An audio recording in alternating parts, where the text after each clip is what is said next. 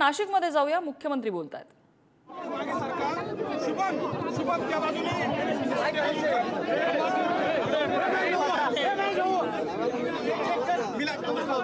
महायुतीच्या उमेदवारांचा अर्ज आपण दाखल केला, काय नाशिकमध्ये एकूणच वातावरण आपल्याला बघायला जो अर्ज भरायला प्रचंड या ठिकाणी महायुती आपण पाहिलेली आहे। तर म्हणजे महायुतीचे दोन्ही उमेदवार हेमंत गोडसे आणि भारतीताई पवार या प्रचंड मताधिक्याने विजयी होतील। नाशिककरांनी हा निर्धार केलेला आहे आणि म्हणून आज आपण पाहिलं की महायुतीचे सर्व पदाधिकारी, महायुतीचे सर्व नेते आणि कार्यकर्ते मोठ्या संख्येने आज रॅलीमध्ये सहभागी झाले होते, कडक उन्हाळा असताना देखील। आणि यावरून आपण अंदाज लावू शकता की येणाऱ्या या नाशिक आणि दिंडोरीच्या निवडणुकीमध्ये हेमंत गोडसे आणि भारतीताई पवार प्रचंड मताधिक्याने विजयी होतील असा आम्हाला विश्वास आहे। कारण गेले 10 वर्षामध्ये मोदी साहेबांनी केलेलं काम जे 50-60 वर्ष काँग्रेसला करता आलं नाही ते मोदी साहेबांनी 10 वर्षात केलं। या देशाला विकासाकडे नेण्याचं काम केलं आणि आपल्या राज्यात देखील महायुतीने 2 वर्षामध्ये केलेलं काम, केलेला विकास, घेतलेले निर्णय, सर्वसामान्यांसाठी सुरू केलेल्या योजना याची पोचपावती या निवडणुकीमध्ये नाशिककर आणि दिंडोरीकर देतील असा विश्वास आहे। साहेब, उमेदवारी जाहीर करायला जो उशीर झाला होता त्याच्यामुळे कुठेतरी अडचण येईल असं वाटतंय का? काय नेमकं प्लॅनिंग आहे आता हे एवढे लोक कामाला लागलेले आहेत। आमच्याकडे निवडणुका डोळ्यासमोर ठेवून आम्ही महायुती काम करत नाही।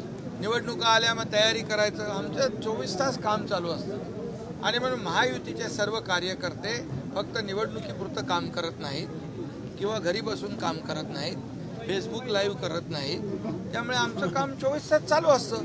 त्यामुळे आमचे कार्यकर्ते 24 तास काम करणारे, लोकांच्या मदतीला धावून जाणारे, फक्त निवडणुका डोळ्यासमोर ठेवून काम न करणारे, निवडणुका असू द्या नसू द्या सतत काम करणारे आमचे महायुतीचे कार्यकर्ते आहेत। त्यामुळे विजय आमचा पक्का आहे आणि आज त्यांनी मोठ्या प्रमाणावर रॅलीमध्ये सहभागी होऊन पाठिंबा दर्शवला। हेमंत गोडसे का उमेदवारी अर्ज दाखल करने के लिए आए। महाविकास आघाडीचे सरकार कोसळल्यानंतर उद्धव ठाकरेंनी देवेंद्र फडणवीसांना फोन केला होता, तुम्हाला मुख्यमंत्री करतो, तुम्ही सोबत या असंही त्यांनी म्हटलेलं आहे। कसं बघता याच्याकडे? याच्यामध्ये सत्यता आहे, वस्तुस्थिती आहे। कारण शेवटी जेव्हा आम्ही बाहेर गेलो त्यावेळेस त्यांनी हे प्रयत्न केले, मलाही प्रयत्न केले की तुम्हाला आम्ही मुख्यमंत्री बनवतो, तुम्ही पुन्हा या। परंतु मी मुख्यमंत्री बनण्यासाठी हे निर्णय घेतला नव्हता। जेव्हा विचारांची फारकत होते, बाळासाहेबांचे विचार जेव्हा त्याला मूठमाती दिली जाते त्यावेळी वैचारिक भूमिका घेऊन आम्ही गेलो। त्यामुळे मलाही निरोप दिला, दिल्लीलाही त्यांनी प्रयत्न केला की यांना कशाला घेता, आम्ही सगळेच येतो, अख्खी शिवसेना येते। पण त्यांच्याकडे शिवसेना राहिली नव्हती, 50 लोक माझ्या सोबत होते। त्यामुळे देवेंद्रजी जे बोललेले आहेत त्यात वस्तुस्थिती आहे, सत्यता आहे। आणखी खूप काय काय आहे पण आता मी ते बोलू इच्छित नाही। शरद पवार नरेश मस्केंना उमेदवारी दिल्यानंतर त्यांना संजीव नाईकांच्या पदाधिकाऱ्यांच्या रोषाला सामोरं जावं लागलंय। नगरसेवकांनी नवी मुंबईच्या अनेक भाजपमध्ये ऐका, तुम्ही अर्धवट माहिती आहे तुमच्याकडे। आता नरेश मस्के, प्रताप सरनाईक आणि आमचे लोक नाईक साहेबांना भेटले, संजीव नाईकना भेटले, त्यांच्याशी चर्चा झालेली आहे आणि त्यामुळे महायुतीचं काम सर्व लोक करतील। शेवटी महायुती आम्ही करतो कोणासाठी? या देशाच्या विकासासाठी। ही निवडणूक काही एका मतदारसंघाची नाही आहे, ही निवडणूक मोदीजींना पुन्हा प्रधानमंत्री बनवण्यासाठी आहे, या देशाला महासत्ता बनवण्यासाठी आहे। त्यामुळे हे शेवटी प्रत्येकाचा इच्छुक असतोच, इच्छा असते, परंतु एकदा पक्षाने आणि महायुतीने निर्णय घेतल्यानंतर पदाधिकारी आणि आमचे कार्यकर्ते काम करतात, हे आजवरचा आमचा अनुभव।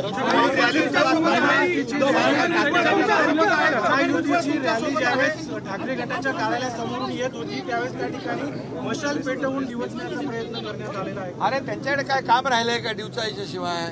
शिव्या शाप आणि डिवचणे एवढंच काम आहे, टोमण्याशिवाय काम आहे का काय?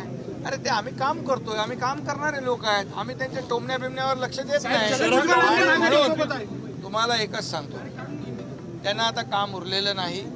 आता या निवडणुकीनंतर तर काहीच उरणार नाही. त्यामुळे त्यांचं टोमणे आणि या सगळ्या डिवचणे याच्यातच त्यांचं आयुष्य गेलं. ते अजून सरकार बदलले, सत्ता बदलले, हे देखील ते अजून म्हणजे त्यांचं अजून ते हजम होत नाही, मानायला तयार नाही, त्यांच्या पचनी पडत नाही. त्यामुळे त्याला काय करणार आम्ही. शरद पवार साहेब असं म्हणले, साहेब शरद पवार असं म्हणले, निमित्तानं तुम्हाला मिळणार आहे जे आतापर्यंत विरोधात होते ते आता तुमच्या सोबत आहे. नाशिकची निवडणूक किती सोपी वाटते? अरे बाबा, कोणी विरोधात असं तुम्ही म्हणू नका. आम्ही मंत्रिमंडळातले माझे ते सहकारी आहेत आणि जोपर्यंत तिकीट वाटप होत नाही तोपर्यंत इच्छा असते कार्यकर्त्यांची इच्छा असते, भावना असते. परंतु एकदा महायुतीने निर्णय घेतल्यानंतर आम्ही एक आहोत, एक दिलाने काम करणार. आमच्याकडे एका मतदारसंघात 2-2 उमेदवार महाविकास आघाडीसारखे उभे राहणार नाही. गळ्यात गळे आणि तंगड्यात तंगड्या घालून ते पडणार आहेत. त्यामुळे त्याच्यावर मला काय बोलायचं.